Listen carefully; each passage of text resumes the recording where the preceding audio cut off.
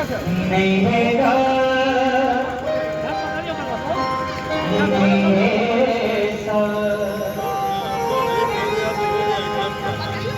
सारी परमारे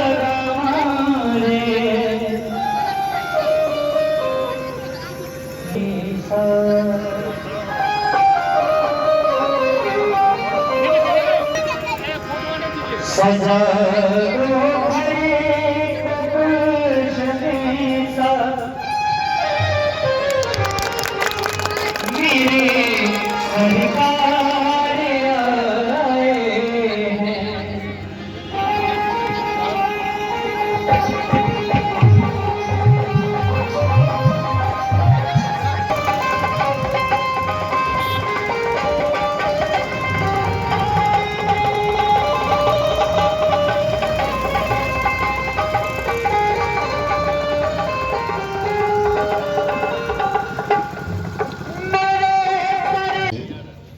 और संचालन कर रहे हैं गणेश बाबू और सभी चेहरा को मैं देख रहा हूँ, मेरे लिए कोई नया चेहरा नहीं है, इसलिए मैं उस फॉर्मेलिटी में जाए बगैर जो मूल मकसद है आज के कार्यक्रम पर मैं उस पर आना चाहता हूँ। लेकिन उससे पहले मैं क्षमा इसलिए चाहता हूँ, मेरी आदत है किसी कार्यक्रम में बोल करके निकल नहीं जाता, लेकिन हमारे लिए मुश्किल है कि मेरा प्रोग्राम आज यहाँ पहले से नहीं था।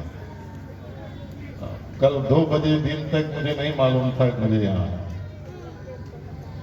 तो एक विधायक का प्रोग्राम था, आप खुद समझते हैं, सब लोग समझते होंगे।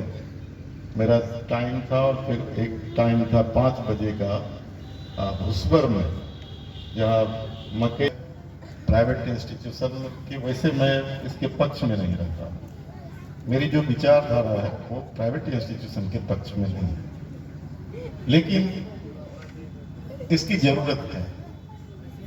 जो शिक्षा की हालात है उसमें आज इसकी जरूरत है। अगर जरूरत नहीं होती तो प्राइवेट शिक्षण संस्थान इतना पलता फूलता नहीं।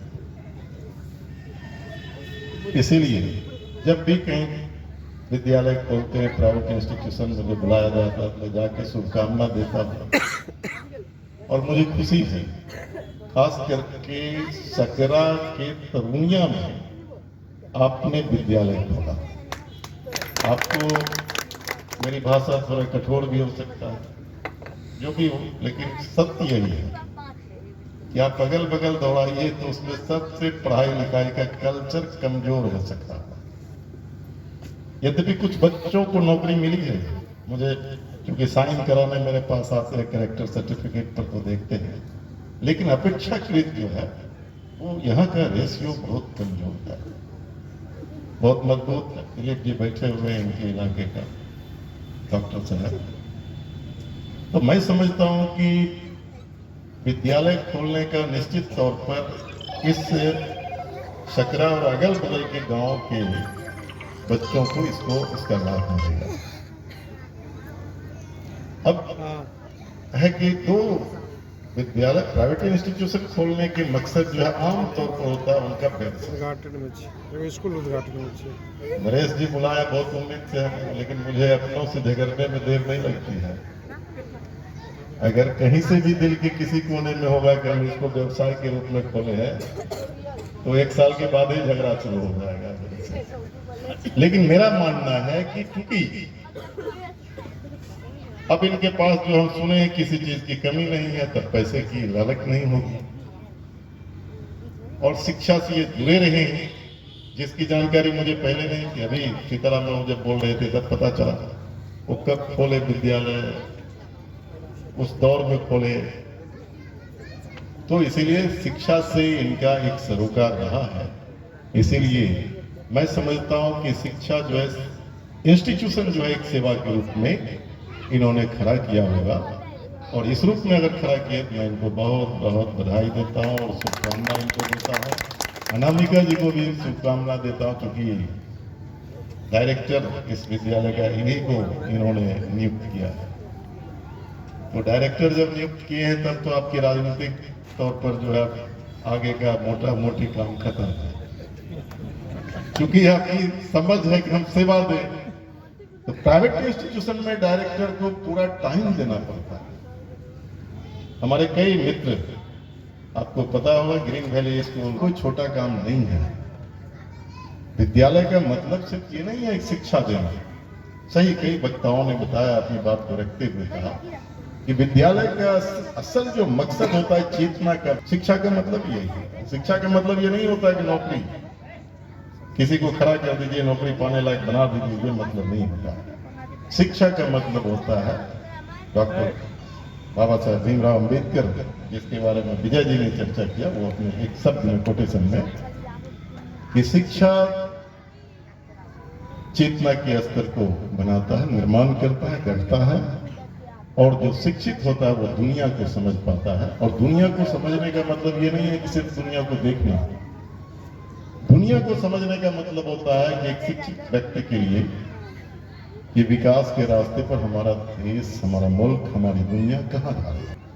जो उन्हें अधिकार मिला, उस अधिकार के द्वारा उनको क्या मिल रहा है।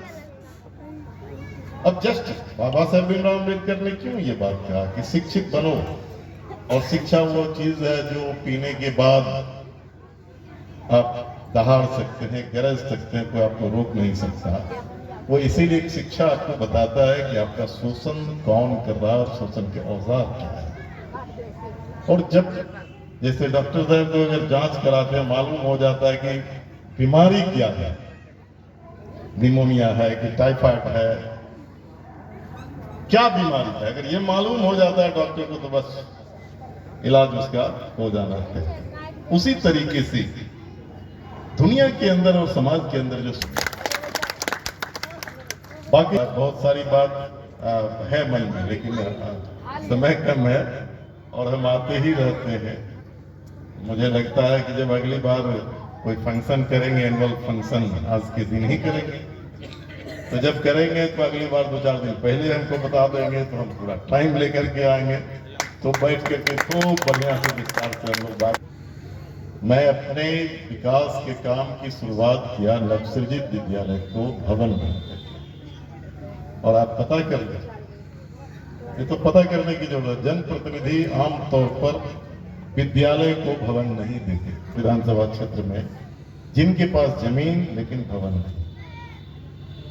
तो मैं पहला ही फैसला किया, डीएम को लिख करके दिया कि सबसे पहले मेरे क्षेत्र में जितने नवसृजित विद्यालय हैं, जिसके बारे में सरकार ने फैसला लिया कि अब इसको हम डिमोलिश करेंगे भवन के अभाव में, तो मेरे रहते एक भी विद्यालय डिमोलिश नहीं होगा। आप मेरे फंड से सभी विद्यालय को बनाएंगे। 8 विद्यालय बन गया है, 4 अभी इसी साल बन जाएगा, 8 4 12।